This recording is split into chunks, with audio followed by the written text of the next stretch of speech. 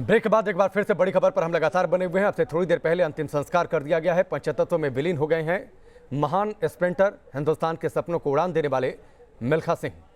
पाकिस्तान ने जिन्हें फ्लाइंग सिख की उपाधि दी, बंटवारे के वक्त पाकिस्तान को छोड़कर हिंदुस्तान आए, शरणार्थी के तौर पर जीवन शुरू किया हिंदुस्तान में, लेकिन उसके बाद जो सपनों के पीछे भागना शुरू किया तो आज वो सफ़र थम गया। लेकिन जब सफ़र थमा तो करोड़ों खेल प्रेमियों के जहन में वो हैं। क्रिकेट जगत से जुड़ी हस्तियां, फुटबॉल जगत से जुड़ी हस्तियां सभी उनके निधन पर शोक व्यक्त कर रही हैं। राजनीतिक जगत से जुड़ी हस्तियों ने भी उनके निधन पर शोक व्यक्त किया है। अब से थोड़ी देर पहले उन्हें अंतिम विदाई दी गई है। अंतिम संस्कार के दौरान केंद्रीय खेल मंत्री किरण रिजिजू, पंजाब के राज्यपाल और चंडीगढ़ के प्रशासक वीपी सिंह बदनौर, हरियाणा के खेल मंत्री संदीप सिंह भी वहां पर मौजूद थे। सेक्टर 8 के गुरुद्वारा साहिब के पास से फूलों से सजे वाहन से मिल्खा सिंह के पार्थिव शरीर को शमशान घाट तक लाया गया, जहां पर उन्हें अंतिम अरदास के बाद मुखाग्नि दी गई। सुबह से घर पर लोग पहुंचे हुए थे। 3 बजे अंतिम दर्शनों के लिए भी लोग वहां पर पहुंचे हुए थे उनके आवास पर। केंद्रीय खेल मंत्री किरण रिजिजू कुछ बोल रहे हैं, सीधे सुनते हैं उनको। बेटे परिवार को दिए हैं, आगे जाकर के हमारे देश में और मिल्खा सिंह जैसे पैदा हो, इसके लिए पूरा व्यवस्था करेंगे। मैं जब मिल्खा सिंह से चर्चा किए थे तो उन्होंने मुझे एक अंतिम मिल्खा सिंह जी का अंतिम इच्छा मुझे उन्होंने बताया था, जो पूरा नहीं हो पाया। उनके जीते जी, उनका कहना था, उनके जीते जी ओलंपिक में एक एथलेटिक में मेडल देखना चाहते हैं, तो वो हो नहीं पाया। लेकिन वो हमारे बीच में नहीं है, लेकिन हम उसको पूरा करेंगे। ये हमारे लिए बहुत बड़ा एक संदेश उन्होंने दे के गया है। तो मैं, हमारे साथ में गवर्नर साहब, मंत्री, हम लोग सब की ओर से परिवारजनों को हमने कहा है कि प्रधानमंत्री जी से लेकर के हम सब परिवार के साथ खड़े हैं इस दुख घड़ी में, और परिवार अकेलापन महसूस ना करे, देश पूरा साथ में है। कोई फ्यूचर में अवार्ड मिल्खा सिंह जी के नाम से उनको मैं तो हमेशा कहता हूं कि मिल्खा सिंह जी अपने आप में अवार्ड से ऊपर है। उनको जो खेल मंत्रालय से जो भी करना है वो मैं परिवार से चर्चा बाद में करूंगा, अभी उसका विषय बोलने का ये समय नहीं है। लेकिन हम उसको अप्रोप्रिएट ऑनर जो भी करना है हम करेंगे। और वैसे भी वो अपने आप में the great flying Sikh, the great Milkha Singh, ये नाम जो है हमारे लिए बहुत है। इसलिए हम खुद यहाँ चंडीगढ़ में आए हैं, परिवारजनों से मिले हैं, आप सब मीडिया वालों से मिले हैं। फिर से मैं उनका दिवंगत आत्मा का शांति के लिए प्रार्थना करना चाहता हूँ, और परिवार को अपना संवेदना हम उसको साझा करके उनके साथ खड़े हैं, ये मैसेज मैं देना चाहता हूँ। गवर्नर साहब, आपके चंडीगढ़ के सर निवासी और इतना बड़ा नाम, आप तो काफी बार मुलाकात। किरण रिजिजू को सुन रहे थे। विशाल हमारे साथ जुड़े हुए हैं, एक बार फिर से उनका रुख कर लेते हैं। विशाल, अब तो पंचतत्व में विलीन हो चुका है पार्थिव शरीर मिल्खा सिंह का, लेकिन उनका सफर, उनकी उपलब्धियां इतने कम संसाधनों में, या यूं कहिए संसाधन ना होने के बावजूद, वो हमेशा इस देश के लिए प्रेरणा देता रहेगा। और जो बातें किरण रिजिजू ने कही, ये वाकई देश उनके ऋण को तभी अदा कर पाएगा जब हम इतनी सुविधाएं दे दें। एथलेटिक्स में गोल्ड मेडल आने लगे ओलंपिक से। जी बिल्कुल, जिस तरह से किरण रिजिजू बार बार कह रहे हैं कि उनमें मिल्खा सिंह ने अंतिम इच्छा जताई थी, तो वो अंतिम इच्छा जो है ज़रूर पूर्ण होगी। और साथ ही जो उन्होंने साफ तौर पर कहा है कि जो परिवार वालों से वो मिलकर बैठेंगे और क्या क्या वो बोलते हैं उस पर पूरा भारत सरकार जो है वो गौर करेगी। और जिस तरह से एक इतनी बड़ी शख्सियत को खोना कहीं ना कहीं हम सब के लिए एक बहुत दुखदायी बात है। और जिस तरह से उनका संघर्ष का जीवन रहा है, किस तरह से वो अपने सपनों के पीछे भागे हैं, तो वो एक प्रेरणा जो है हर किसी के लिए है, नौजवानों के लिए, एथलीट्स के लिए। पंजाब और हरियाणा तो ऐसे भी एथलीट्स के लिए जाना जाता है, स्पोर्ट्स के लिए जाना जाता है। तो वो जहाँ पर भी वो जाते थे, सेमिनार्स कहीं भी जाते थे, तो हमेशा जो है वो फिटनेस की बात करते थे, स्पोर्ट्स की बात करते थे, कुछ ना कुछ स्पोर्ट्स के लिए करो, ऐसी ऐसी बातें वो करते थे। तो एक प्रेरणा थे वो हर उस व्यक्ति के लिए जो स्पोर्ट्स से प्यार करता है, स्पोर्ट्स को जीता है। तो उनकी प्रेरणा जो है कहीं ना कहीं लोगों को अवरास है, और उसी को लेकर जो है तमाम जो नेता हैं या फिर जो अधिकारी हैं या फिर जो दूसरे लोग हैं वो यहाँ पर पहुँचे हुए थे। और सबसे सबसे बड़ी बात, जब सेक्टर 8 से जब उनका पार्थिव शरीर जो था वो सेक्टर 25 के लिए जहाँ पर अंतिम संस्कार उनका किया गया, तो भारी भीड़ जो है लोगों को देखने मिली थी, क्योंकि वो चंडीगढ़ के लोगों से बहुत प्यार करते थे और चंडीगढ़ के लोग जो है उनसे हमेशा बात करते थे, उनसे प्यार करते थे। जो मिल्खा सिंह थे वो हमेशा जो है गोल्फ खेला करते थे और जो सुखना लेक है वहाँ पर भी वो शाम और सुबह जो है टहलने जाते थे, तो लोगों से वो हमेशा बातचीत करते रहे थे और यही प्यार और यही सब कुछ जो है वो उनके लोगों को जो है अपनी ओर यहाँ पर खींच के लाई है। ठीक है, चलिए विशाल, मैं आपके पास लौट कर आता हूं। वरिष्ठ खेल पत्रकार हरपाल बेदी जी भी हमारे साथ जुड़े हुए हैं। हरपाल जी, जिस बात का जिक्र किरण रिजिजू ने कहा कि एक सपना था, कई बार मिल्खा सिंह इस बात को कह चुके हैं कि अब तो इतने संसाधन, इतने शानदार स्टेडियम हैं, इतने शानदार कोचेस हैं, खिलाड़ी इतने आगे बढ़ रहे हैं, क्या गोल्ड मेडल नहीं ला सकता है इस 130 करोड़ में से कोई? ये सपना तो उनका अधूरा रह गया। सरकार कह रही है कि उनका इस सपने को पूरा करने के लिए हर संभव कोशिश की जाएगी। नहीं, सरकार ने तो गोल्ड मेडल नहीं लाने ना, प्लेयर ने लाना है, एथलीट्स ने लाना है। ये मिल्खा सिंह ने लाया था, गवर्नमेंट ने तो नहीं लाया था। गवर्नमेंट मदद कर सकती है। और मिल्खा सिंह का एक पॉइंट सही था कि जिस हालात में उन्होंने किया है, यह उससे कई गुना अच्छे हालात, कई हजार गुना हालात अब अच्छे हैं। प्लेयरों को या एथलीट्स को हर वो चीज़ सुविधा चाहिए है जो उनको चाहिए। हर फॉरेन ट्रिप दिया जाता है, फॉरेन ट्रेनिंग दी जाती है, फॉरेन कोचेज हैं, फॉरेन जूते हैं, फॉरेन अब जो भी आप मांगे फॉरेन सब कुछ फॉरेन है। मगर वो प्रदर्शन नहीं है जो मिल्खा ने किया था फॉरेन में। ये ज़्यादा फॉरेन जाते थे, मिल्खा कम फॉरेन जाते थे।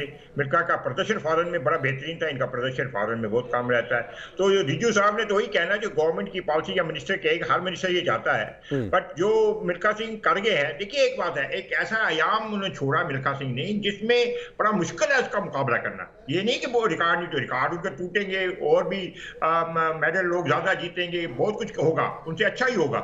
मगर जिस तरीके की जिस कंडीशन में उन्होंने जीता ना, ये बड़ा मायने रखता है। जिन हालात में उन्होंने जीता था, आप तो अगर आप जीत भी लेते हैं तो उसमें लोग सोचेंगे कि आपको तो इतनी फॉरेन ट्रेनिंग दी थी। देखिए कंपैरिजन बिल्कुल नहीं हो सकता मिल्खा सिंह की परफॉर्मेंस का, मिल्खा सिंह का 1960 का, या मिल्खा सिंह के गोल्ड मेडल जो कार्डिफ में जीता था, या मिल्खा सिंह ने 4 गोल्ड मेडल जो एशियन गेम में मिले जीते थे। आप दूसरी टीम को, दूसरे खिलाड़ी शायद इससे ज्यादा मेडल जीते, शायद इससे ज्यादा टाइमिंग अच्छी हो, मगर आप फर्क देखिए कि जिस हालात में वो जीते और ये हालात देखिए। मगर एक आदमी ने पढ़ाई की हो डीए के अंदर और एक आदमी एयर कंडीशन में बैठ कर और सारी फैसिलिटीज में पास कर रहा हो, तो फर्क तो है ही। हालांकि दोनों पास हुए, क्या तो एयर कंडीशनर वाला अच्छी तरह पास हो जाए, मगर उस दूसरे बंदे की दीजिए। मिल्खा सिंह ने वो आयाम छोड़ा है भारत के लिए, भारतीय खिलाड़ियों के लिए, कि जो ये कहते हैं हमें फैसिलिटी चाहिए, उन्होंने ये प्रूव किया फैसिलिटी नहीं, अगर आप में डिटर्मिनेशन है। और ये मिल्खा सिंह की वजह से कई और कंट्रीज, जैसे आप अफ्रीकन कंट्री देख लीजिए, यहाँ पर कोई फैसिलिटीज नहीं है। उनके प्लेयर, उनके एथलेटिक्स जीतते हैं क्योंकि उनमें दम है, उनमें इरादा है। वो ये बात आपने बिल्कुल ठीक कही हरपाल जी। और जो अभाव में जो संघर्ष होता है, शायद उसकी वैल्यू ज़्यादा होती है, वो ज़्यादा असर करता है। मैं चाहूँगा जो बात आपको आपके जहन में सबसे ज़्यादा याद आती हो मिल्खा सिंह की, वो मैं चाहूँगा कि उसका जिक्र आप ज़रूर करें। ठीक है, मिल्खा सिंह की एक याद कहीं ना कहीं 130 थी। हर खिलाड़ी कहता है ये जिंदगी का पार्ट है। सबसे बड़ी चीज ख्याल में क्या सबके साथ में मोर जो मिल्खा सिंह ने कुछ छुपाया नहीं, वो ये था जो ओलंपिक्स में गोल्ड मेडल नहीं जीत सके। ये कहीं ना कहीं, अब वो जो मर्जी कहें, उन्होंने कई बार कहा, मगर उसमें ये जरूर हुआ कि अगर उनके पास कोई अच्छा कोच होता, ये आज भी उनकी ये चीज रही है। उन्होंने कई बार कहा कि ये हुआ वो हुआ, मगर fact remains, and this is as a journalist, मैंने जितनी बार उनसे मिला, जितनी बार बात हुई, जितनी बार उनके सहयोगियों से बात हुई, जितनी बार उनके जो जानने पहचाने वाले थे, कि अगर वहां पर मिल्खा सिंह के साथ एक प्रॉपर कोच होता, जैसे आजकल के प्रोफेशनल कोच हैं, आपको बता देते हैं क्या करना है क्या नहीं करना, किस प्लेयर ने, कोई उसके बाद कोई ना उन जमाने को वीडियोग्राफी थी ना कुछ था। ये मिल्खा सिंह खुद ही कह रहे हैं, अभी मैं किसी जगह सुन रहा था उनका ऑडियो कि भाई मैं 200 मीटर तेज भागा था, उसके बाद मैंने खुद ही सोचा कि स्लो डाउन हो जाऊं, that was my biggest mistake. तो ये उसका लैक ऑफ था ना ट्रेनिंग, कोई कोच नहीं थे। ये चीज मिल्खा सिंह की अंत तक मेरा ख्याल ये 30 उनको कभी नहीं जाएगी। हालांकि उन्होंने कार्डिफ में गोल्ड जीता था, first Indian to win Commonwealth gold, हालांकि उन्होंने 4 मेडल जीते थे, हालांकि इन्होंने पाकिस्तान में जाकर पाकिस्तान के अब्दुल खालिक को हरा के फ्लाइंग सिख का खिताब भी लिया था अयूब खान से। मगर ये सब चीजें ठीक थी, मगर कहीं ना कहीं वो जो गोल्ड, जो ब्राउन मेडल जीत, हालांकि उसका एक और बड़ी सी बात है, 4 के 4 बंदों ने वर्ल्ड रिकॉर्ड तोड़ लिए थे। पहला जिसने गोल्ड जीता, सिल्वर जीता, ब्रॉन्ज जीता और मिल्खा सिंह, चारों ने वर्ल्ड रिकॉर्ड टूटे। जो पिछले दो थे उन्होंने वर्ल्ड रिकॉर्ड पूरे किए। इससे बड़ी ज्यादा रेस क्या हो सकती है? एक फॉर्मूला उन्होंने दिया था, हरपाल जी मैं थोड़ा सा रोक रहा हूं, एक फॉर्मूला उन्होंने दिया था बार बार जब ये बातचीत होती थी, वो अपने मन की कसक बताते थे कि गोल्ड मेडल नहीं ला पाए ओलंपिक में, तो ये सवाल तो उठता था कि आखिरकार मेडल्स हिंदुस्तान में ज्यादा कैसे आएंगे। तो एक फॉर्मूले का उन्होंने जिक्र किया था कि स्कूल के जो नेशनल इवेंट्स होते हैं उसमें जो खिलाड़ी अच्छा करते हैं उनको सिलेक्ट करिए, उन्हें अच्छी कोचिंग दीजिए, उन्हें फैसिलिटीज दीजिए, वो मेडल जीत कर लाएंगे आपके लिए। यहाँ से उन्होंने नहीं कहा था, मगर हमारे यहाँ का जो सिस्टम ऐसा है, इतना नालायक सिस्टम है, उसमें किसी गवर्नमेंट की कोई जिम्मेदारी नहीं है या कुछ ही नहीं। जो लड़के हैं पहले तो उनके माँ बाप उनकी उम्र कम कर देते हैं।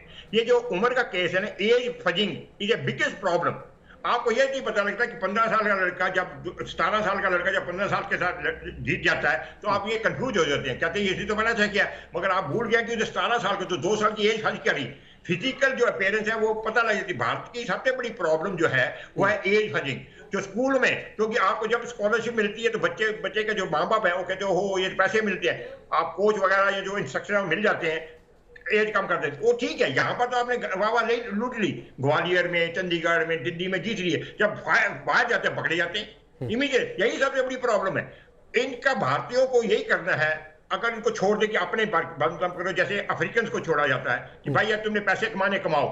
आप देखिए एयरटेल मैराथन होती है, बेंगलोर मैराथन होती है, मुंबई मैराथन से अफ्रीकन आते हैं, युगांडा, कीनिया दे आते हैं, कोई गवर्नमेंट कैसे नहीं, अपने दम पे आते हैं और जीत के चले जाते हैं। हमारे इतना गवर्नमेंट पर डिपेंडेंट है, इतनी डिपेंडेंट है, और गवर्नमेंट में डिपेंडेंस का ये मतलब पैसा, और पैसे का मतलब हेरा फेरी, क्योंकि आपके माँ बाप भी आपको सिखाना शुरू करते हैं। उसको ये सबसे बड़ी बात है कि कोई अपना माँ बाप ये नहीं कहता बेटा 13 साल के हो तो 13 साल में कंपटीशन करो। वो 15 साल वाले को 13 साल बना देते हैं, उसका तो खुश हो गए, आपको 10-15 हजार रुपया मिल गया, कहीं से मिल गया। मगर वो 15 साल का वाला जो लड़का बाहर जाता है और उसको जब कंपटीशन करनी पड़ती है अपने में, उसने 13 साल वाले से कंपटीशन की थी, वहां पर 15 साल वाले से करनी पड़ती है, तो मुश्किल हो जाता है उसके लिए। ये एज की पकड़ी जाती है। निश्चित तौर पर यह समस्या है, और स्पोर्ट्स पॉलिसी में जिस बात का आप जिक्र कर रहे हैं इस पर सोचने की जरूरत है, और लोगों को भी सोचने की जरूरत है जिस उम्र की हेराफेरी का आप जिक्र कर रहे हैं। लेकिन पूजा हमारे साथ हैं, सुनीता गोदारा जी भी हैं। पूजा, मैं आपके पास आता हूं। आप थोड़ी देर पहले मिल्खा सिंह के बारे में आप जिक्र कर रही थी। आपकी उम्र काफी छोटी है, आपने शायद हो सकता है कि उन्हें टीवी में देखा होगा, सुना होगा मिल्खा सिंह को। आपने फिल्म देखी जो भाग मिल्खा भाग आई थी? हाँ, मैंने देखी, बहुत बार देखी। वो मिल्खा सिंह जी जब छोटे थे तो बहुत दूर दूर स्कूलें थी और पैरों में जूते भी नहीं थी और इतनी फैसिलिटीज़ नहीं थी, तो भी वो इतने कुछ करते थे। तो अभी तो बहुत सारी फैसिलिटीज़ हैं, तो हमें कुछ करना चाहिए, हमें खुद को करना चाहिए, हमें खुद को हार्ड वर्किंग करनी चाहिए। मिल्खा सिंह जी के अंदर वो जुनून था कि देश के लिए मैं गोल्ड मेडल जीतूँ, बट वो थोड़े से चूक गए, तो अभी भी उनका वो सपना अधूरा है। तो मैं चाहती हूँ कि मैं उनका सपना पूरा करूँ। हमारी शुभकामनाएं हैं पूजा, और इसी जीवटता की बात तो मिल्खा सिंह किया करते थे। लेकिन एक चीज और, मैं फिर सुनीता गोदारा जी का रुख करता हूं। मिल्खा सिंह के बारे में आपने कैसे जाना, पढ़कर, देखकर या फिल्म के जरिए? कि मैं खुद 62 इयर्स की हूं और मिल्खा सिंह जी के साथ में बहुत से फंक्शंस में जहां वो चीफ गेस्ट रहे वहां मैं गेस्ट ऑफ पूजा से ये सवाल था कि ठीक है, पूजा से ये सवाल था, पूजा आपने मिल्खा सिंह को जो जाना समझा वो फिल्म के जरिए जाना, देख पढ़कर कैसे जाना आपने? मैंने मिल्खा सिंह जी की फिल्म देख के जाना।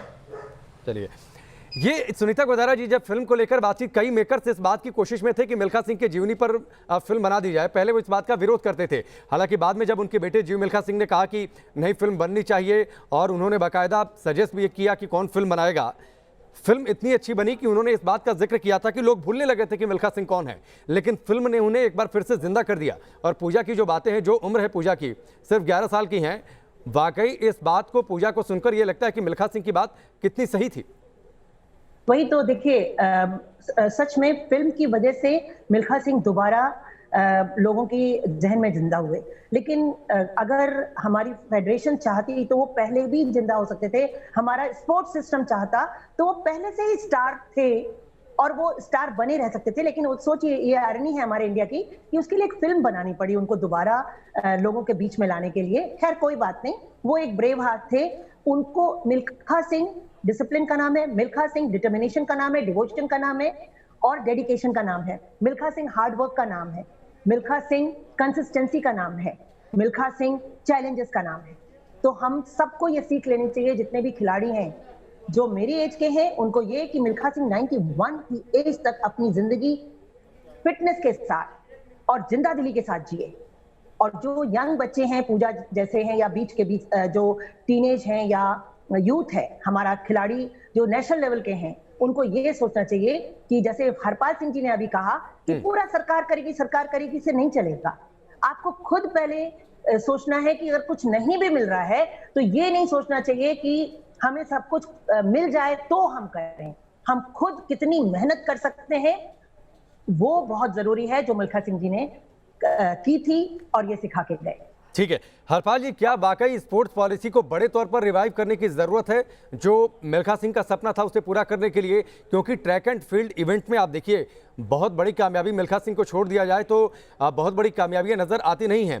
खैर, जिस दौर से वो बाहर निकले वो एक अलग कहानी है, एक अलग इतिहास ज़रूर है, लेकिन ट्रैक एंड फील्ड इवेंट में खास तौर पर काम करने की ज़रूरत है जिसमें वो दौड़ा करते हैं। आपने सही कहा, काम करने की जरूरत है, प्लानिंग की भी जरूरत है। अगर आप ग्राउंड लेवल पे बच्चों को ये कहते हैं, एथलीट्स को कहते हैं बच्चों को, तो अपने माँ बाप को ये कहे कि हमारी उम्र ना बढ़ाओ या घटाओ, जो हमारी उम्र है वो ये है। अगर ये बच्चों के दिमाग में घुस जाए कि मैं अगर 11 साल का हूँ या 11 साल की हूँ तो मैं 11 साल की हूँ और ऐसे ही मेरी प्रदर्शन है, झूठा प्रदर्शन ना दें। वो अपने आप को भी धोखा दे रहे हैं, माँ बाप को भी धोखा दे रहे हैं या माँ बाप उनको धोखा दे रहे हैं। प्रॉब्लम यह है कि हमारा हर चीज पे गवर्नमेंट प्लानिंग करे।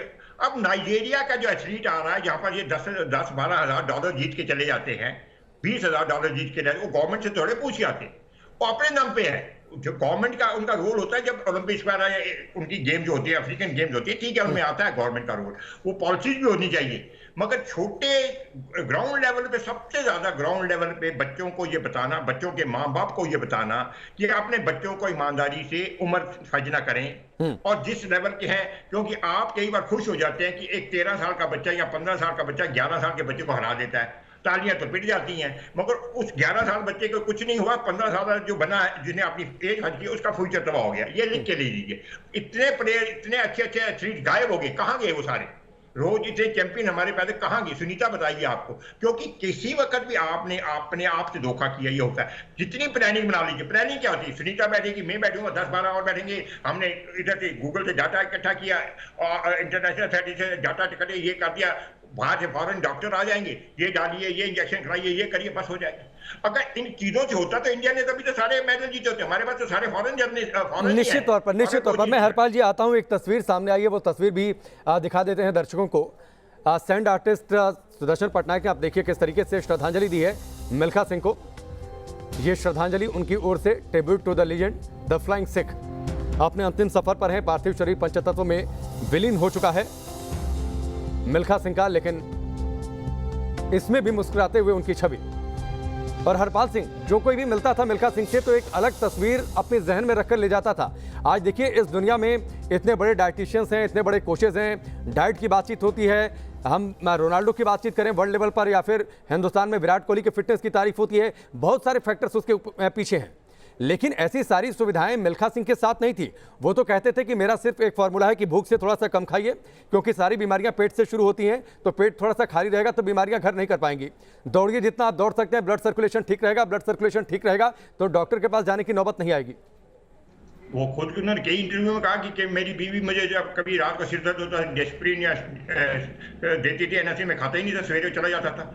सवाल ये, यहाँ पर सवाल ये है कि फिटनेस जो है ना अपने पर डिपेंड करता है आदमी पे। ये डाइटिशियन वगैरह फिटनेस नहीं देते, हर बच्चे को आजकल पता है, हर बच्चे को।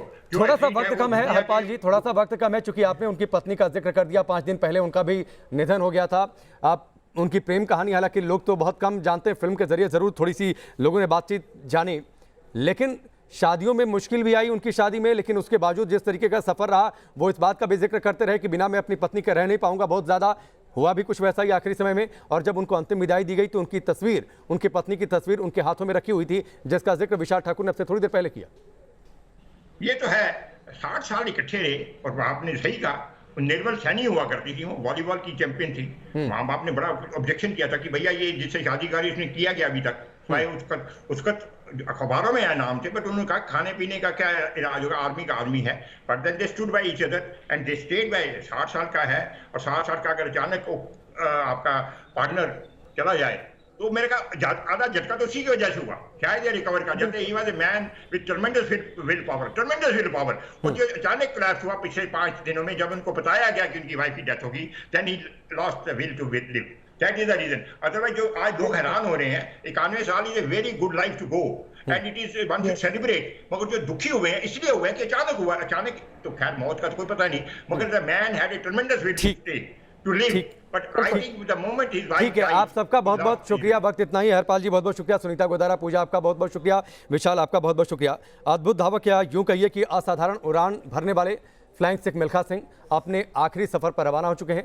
उनका पार्थिव शरीर पंचतत्वों में विलीन हो चुका है, लेकिन मिल्खा सिंह जैसे किरदार कभी मरा नहीं करते, वो हमेशा रहते हैं हमारे आपके बीच में। फिलहाल अभी के लिए बस इतना है।